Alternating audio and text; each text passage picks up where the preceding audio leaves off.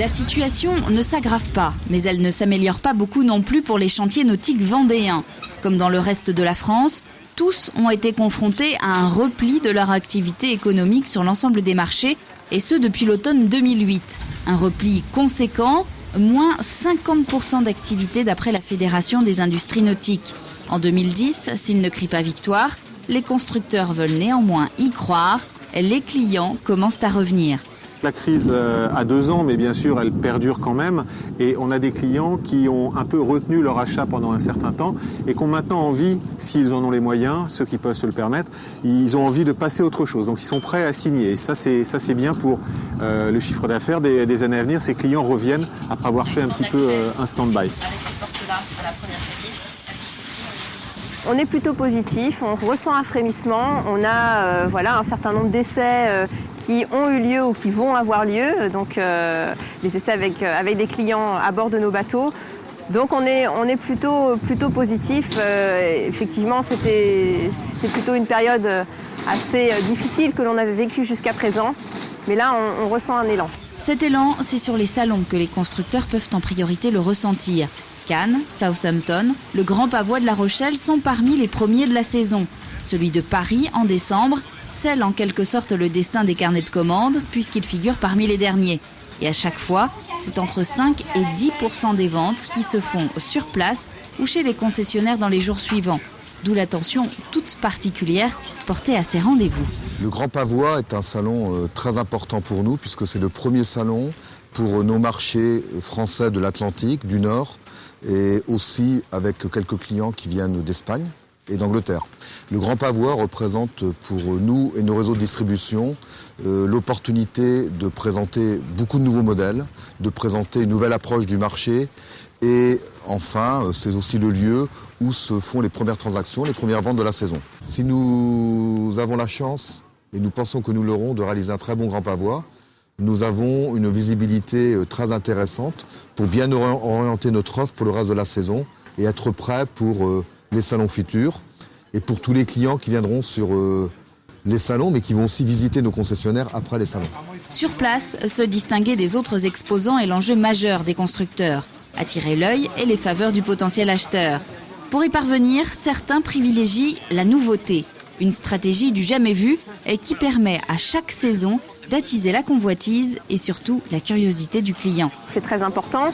C'est vrai que ça permet de créer de nouveaux contacts. Ça permet aussi de toucher de nouveaux clients parce qu'aujourd'hui, les clients jouent avec la concurrence, ont besoin de comparer les produits. Et c'est vrai que le fait d'avoir une nouveauté et de faire parler de nous, du fait, c'est très positif. Les nouveautés, c'est un levier très important.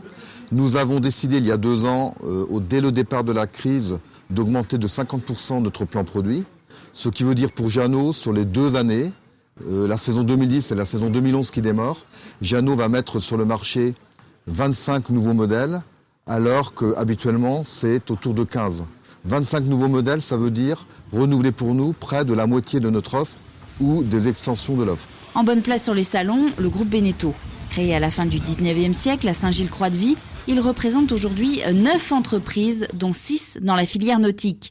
D'abord connu pour ses bateaux, le groupe s'est effectivement aujourd'hui diversifié avec la construction de maisons ossature-bois ou encore de mobil-homes. Des marchés de niche qui ont permis au groupe de résister, mais qui n'ont pas empêché le départ volontaire de 540 salariés et le licenciement de 60 autres l'année dernière au moment du plan de sauvegarde de l'emploi dans la branche nautique de Beneteau. Et si la direction fait état aujourd'hui d'une croissance de 15% de l'activité de ces marques, elle se voit en parallèle remerciée par la Bourse de Paris. En d'autres termes, en cette fin septembre 2010, le groupe Beneteau se fait sortir du SBF 120, l'équivalent du CAC 40 élargi aux 120 premières entreprises cotées en France. Une annonce pour laquelle la direction préfère afficher une certaine indifférence. Je pense que la sortie des indices, ce sont des statistiques. Je pense qu'à partir du moment où le marché de la plaisance a été touché, les volumes sur les titres de l'hôtellerie, du tourisme ont été touchés par cette crise mondiale. Donc c'est un mauvais moment à passer, mais ça change pas les perspectives de développement de l'entreprise.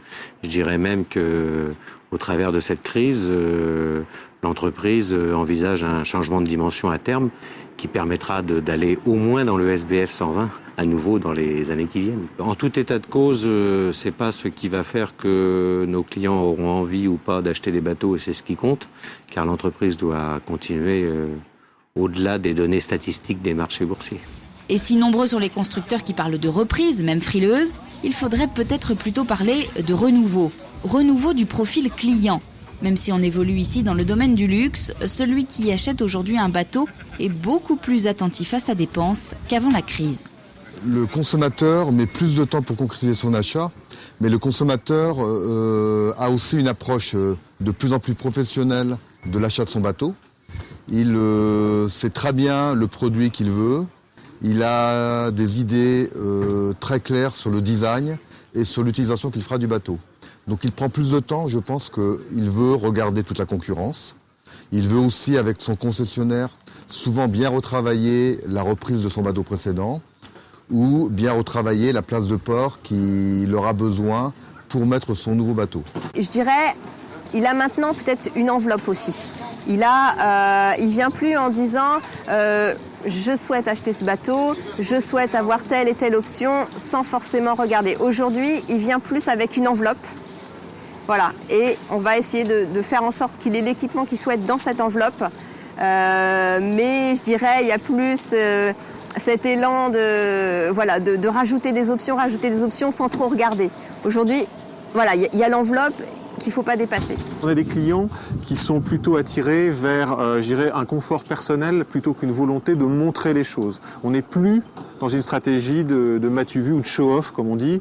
On n'est pas dans le bling-bling du tout. L'objectif, c'est vraiment d'avoir des clients qui achètent pour se faire plaisir, pour le partager avec la famille, avec les amis, avec les enfants, qui ont les moyens de le faire, certes, mais qui ne sont pas dans une stratégie de se montrer par rapport à l'extérieur.